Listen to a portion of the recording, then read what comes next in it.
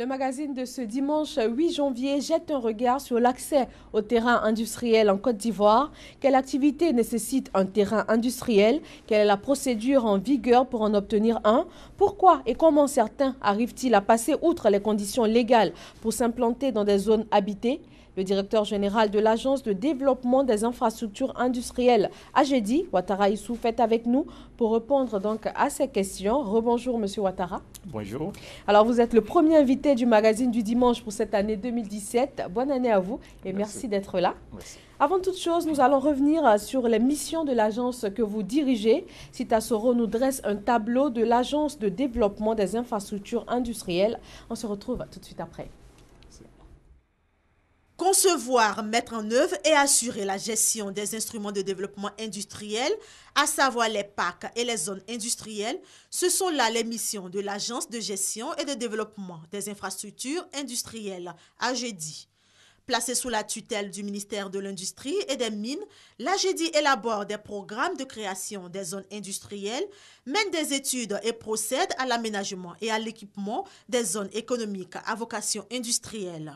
Pour l'attribution des lots, l'agence se charge également de recevoir et d'instruire les dossiers de demande de terrain à usage industriel introduites au guichet unique du CPC et de mettre les terrains à la disposition des demandeurs. Cependant, pour l'occupation d'un terrain à usage industriel, il existe des procédures. Des procédures qui sont au nombre de 3 et qui s'appliquent à tout terrain appartenant au domaine de l'État.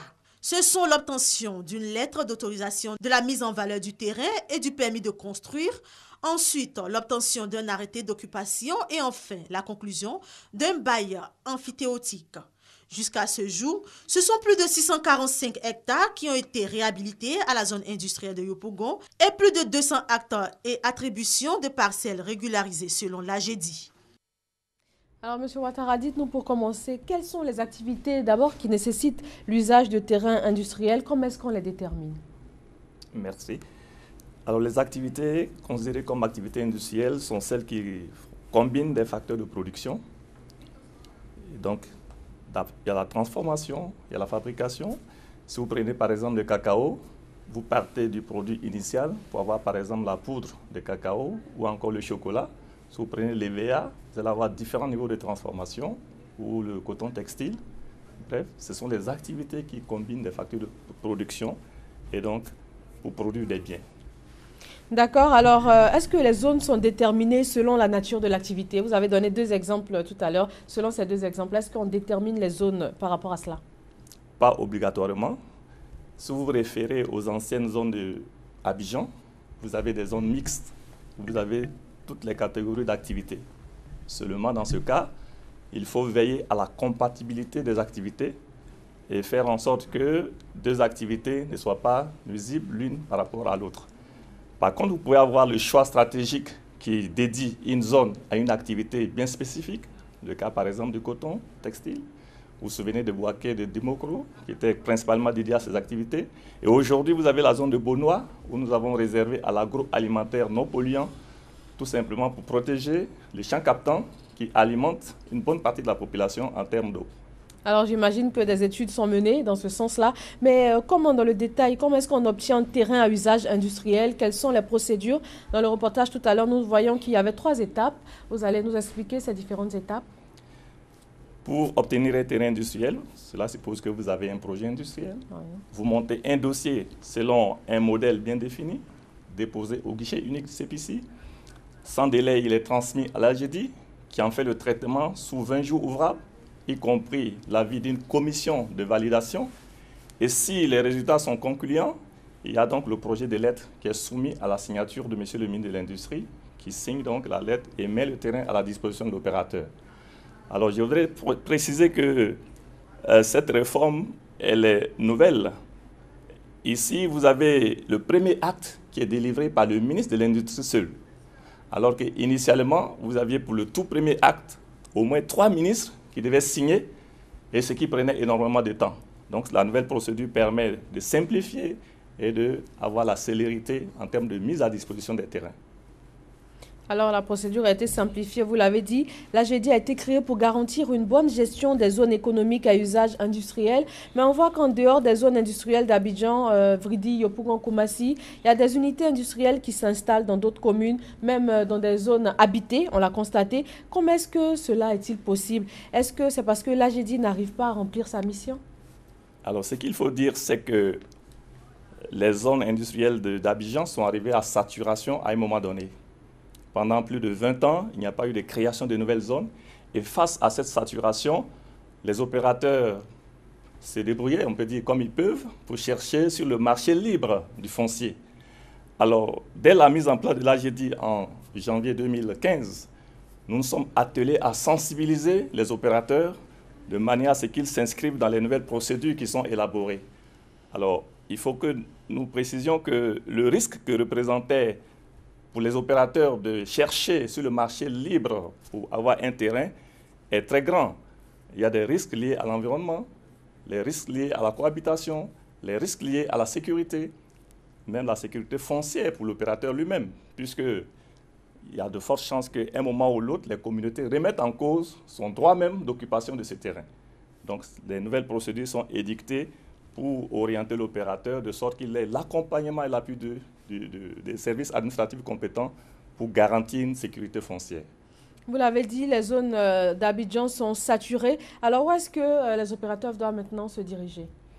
Les opérateurs doivent se diriger vers l'AGEDI, qui est là comme une sorte de guichet unique pour les écouter, connaître leurs besoins et les orienter.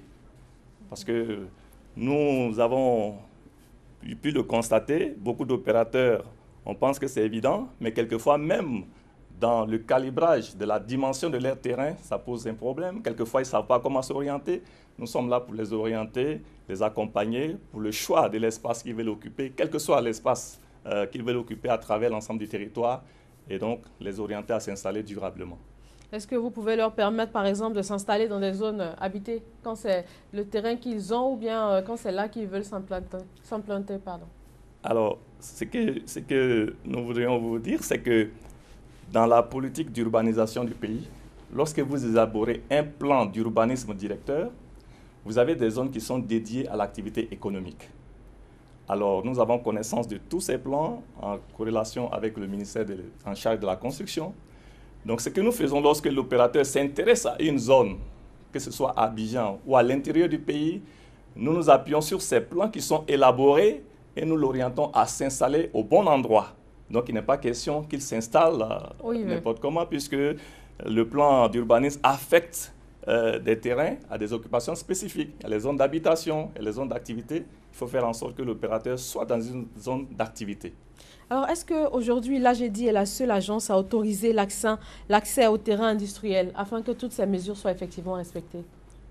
Alors, selon le décret de création 2013, effectivement, comme l'élément résumé l'a si bien mentionné, c'est bien l'AGEDI qui est en charge donc de non seulement développer les infrastructures industrielles, c'est l'AGEDI qui est chargé d'affecter les terrains aux opérateurs candidats à l'investissement, c'est l'AGEDI qui est chargé du suivi de la mise en valeur, de l'accompagnement pour un exercice paisible des activités, assurer également la compétitivité. Est-ce qu'effectivement sur le terrain, c'est ce qui se déroule? C'est ce qui se déroule, sauf pour les opérateurs qui, quelquefois, soit à ignorance, et là nous faisons l'effort de sensibilisation continue afin de leur faire connaître les procédures, ou alors ceux qui veulent s'entêter. C'est comme nous voyons aujourd'hui en ville certains qui affichent des pancartes de vente de terrains industriels. On ne vend pas de terrains industriels en Côte d'Ivoire, c'est proscrit. Imaginez-vous un seul instant que vous vous inscrivez dans un marché libéral de vente de terrains. Alors, la conséquence, c'est que dans 5 ans, dans 10 ans, vous allez vous retrouver dans un processus où on aura une cohabitation entre des industries et des habitations. Je prends le cas de Agnibelokro, où un opérateur industriel jouxte juste un quartier d'habitat résidentiel. Quand j'ai vu ça, c'était ahurissant. Donc, il faut veiller à corriger absolument. Donc, dans des cas comme ça, qu'est-ce qui est fait? Il faut envisager de délocaliser. Il faut envisager, c'est vrai que c'est coûteux, mais il faut s'inscrire dans une logique de délocalisation parce que ça ne peut pas durer. ce qui va se faire, c'est qu'un jour, les populations s'élèvent et mettent à mal l'exercice paisible. Alors, M. Ouattara, je rappelle que vous êtes le directeur général de l'Agence de gestion et de développement des infrastructures industrielles. On va parler des perspectives, hein, mais avant, quelles sont les actions clés que vous avez déjà menées sur ce plan? Merci. Tout à l'heure, l'élément l'a mentionné. Dès la mise en place de l'AGEDI, nous nous sommes attelés très rapidement à la réhabilitation de la zone industrielle de Yopougon, la plus grande de l'ensemble du pays, 645 hectares, à plus de 24 milliards de francs CFA. Toute la voirie, l'assainissement, l'électricité, tout a été réhabilité et en train d'être achevé. Nous avons élaboré la monographie qui nous a permis d'avoir l'occupation exacte de cette zone et également identifier les occupants de cette zone, ce qui nous a d'ailleurs permis de nous rendre compte que des espaces étaient inoccupés, sous-exploités, que nous avons donc initié une action de récupération des espaces qui ne sont pas mis en valeur afin de les mettre à la disposition de nouveaux opérateurs. Une vingtaine d'opérateurs ont pu être installés dans ces conditions et nous continuons donc dans ce processus de retrait et de réattribution en veillant à ce que la compensation au niveau des dépenses réalisées par les premiers attributaires, que ce facteur soit garanti. C'est ce que nous faisons et nous allons poursuivre avec Massif Vridi l'intérieur du pays et continuer surtout à asseoir une bonne stratégie de gestion de ces zones par la sécurité, mettant par exemple une clôture importante contrôlée, où les accès sont contrôlés pour vraiment garantir la sécurité. Il y a beaucoup d'actions que nous sommes en train de mener. Un syndic pour mieux prendre en charge, installer un point focal dans chaque zone pour pouvoir assurer la gestion. Voici des choses qui vont également achever le processus de réhabilitation de cette zone qui a été entamé. Cela à court terme. Alors, vos perspectives vraiment à long terme dans ce secteur de terrain industriel? Alors, à long terme, c'est de doter les différentes régions de zones industrielles modernes et compétitives.